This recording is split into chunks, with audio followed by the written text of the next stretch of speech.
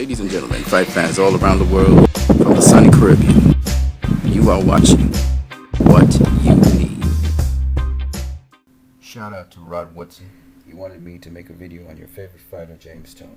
Now, James Toney is considered by many as one of the greatest defensive fighters ever. What people don't understand is James Toney had great offense. Now, Toney was a guy that worked best on the inside, mid-range to inside. He used his jab to get range and distance.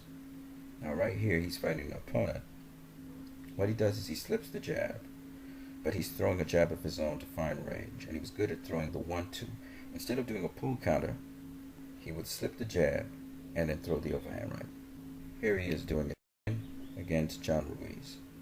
But first, he throws a jab to gauge distance and to draw the counter. There it is. So John Ruiz throws his jab to find range. Of course, James Toney has inbuilt defense in his stance. So you notice his head is not just to one side of his body, but it's also bent outside of the true line. So he doesn't have to do much to slip a jab.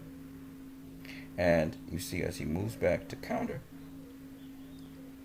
Alright, this is another version. It's not a pull counter because he's not snapping back, but it's what we call a slip counter. So he easily slips his jab and comes over the top with an overhand right. Then he slips the jab, but this time he comes with an uppercut. Now James Toney was known to also throw the overhand right and double it up by throwing the overhand right and then an uppercut. See, he uses the jab again to find range, slips, draws the jab, and then counters over the jab. Slips it and counters over. Watch it again. In this case, counters under it. He uses the right uppercut to come up. Then he pivots to the side, goes weak side. See him sidestep? Alright. Now, James Toney wasn't really explosively quick, but he was quick. This is slowed down, of course. And he was very smooth with everything he did. It felt very natural what he was doing. Now, here's James Toney again against Iron Barkley. And again, he does the same move there. But first, you see him using a lot of uppercuts. He fight on the inside by throwing a lot of uppercuts and pivoting. And here's the jab again to find range. And he slips it, and then again he comes over the top with the overhand right. Now, if I was to try and cover everything that James Toney does, it would take forever. So I'm not going to do that. I'm trying to stay with 5 minutes, right? Here's James Toney. And he's fighting against another opponent. Now notice what he does here. He rolls the punch, and like Floyd Mayweather, he comes back with a counter right. He rolls, gets into spring action, and counters with the right.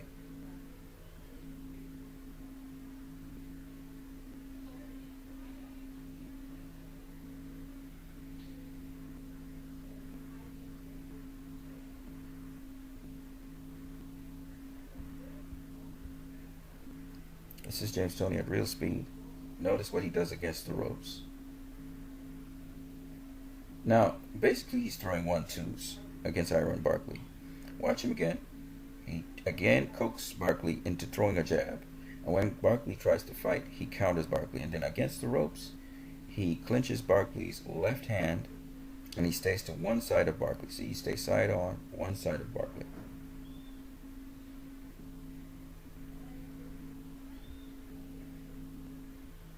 Here he is again, side on, clinches one side of the body and turns half of his body. So Barkley can't hit him in the back or on the kidneys. You're not supposed to do that. He also keeps his head to the side of Barkley to protect his head and his chin. And he's keeping that hand, the left hand of Barkley, from doing anything so he doesn't hook him on the left side. And that's very intelligent boxing. Now, James Toney has the Michigan style of boxing like Floyd Mayweather. The only thing with James Toney is he's not as quick of feet as Floyd is, so that he doesn't really fight on the outside or change range very quickly. Mostly fights on the inside.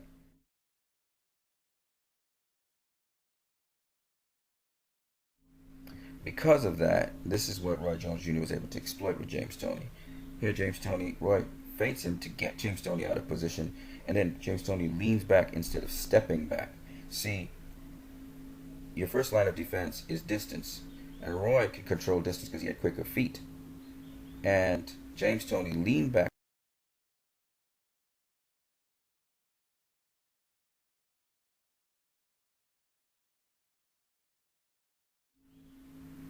That was the problem, James Toney. He should have taken a step back right there.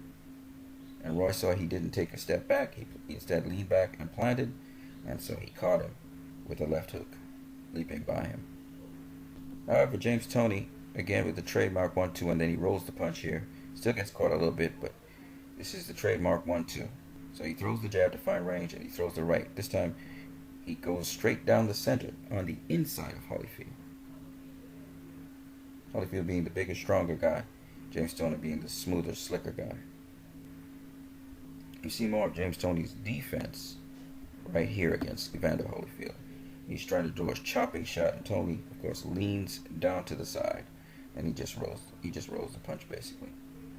He goes with the power of the punch. He also slips the jab on the inside. Snaps back there. So James Toney, he could stand in a phone booth and fight you, and you still couldn't hit him. Now, however, if James Toney couldn't use his jab like here, Samuel Peters here was able to knock him down because James Toney needs to find range with his jab before he can throw the overhand right. And Samuel Peters had longer reach. Notice again, James Toney does not move his legs. He stays planted.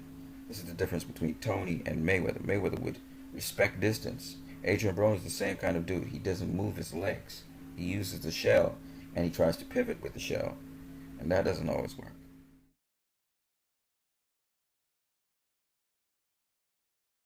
Here's Toney again. This time he does a double left hook. What I love about Toney, he mixes the hooks to the head and to the body. So here he hit the guy with a double left hook, but he hit him to the head and to the body. He also does that same thing with the right hook. He may come with a right hook or overhand right and then double it up with a right hook to the body or a right uppercut to the spleen. So it's a combination like that he does. In this case, he head controls Samuel Peters and then lands that right uppercut to the head. And again, defensively responsibly rolls under. So there are many different things that he does in there.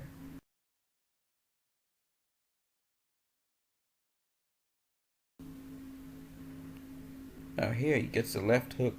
It's just his positioning and his pivoting that causes him to get in position to beat this guy up. Just comes with the overhand right, which lands the left hook. See, he's getting leverage off his shots because he's pivoting. But again, the one thing I had with James Toney was he didn't move his feet a lot, but he pivoted very well about his opponent. Again, staying always to one side of his opponent.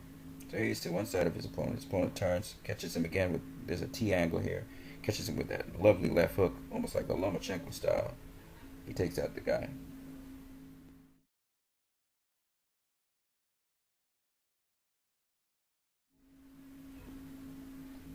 So in essence, that's basically James Toney. See, if you catch him with a double jab, he usually stays in place. That's the problem with James Toney. So, you catch him with a double jab, then he doesn't throw his jab. He has to throw his jab first to find range. So that's how you can catch him.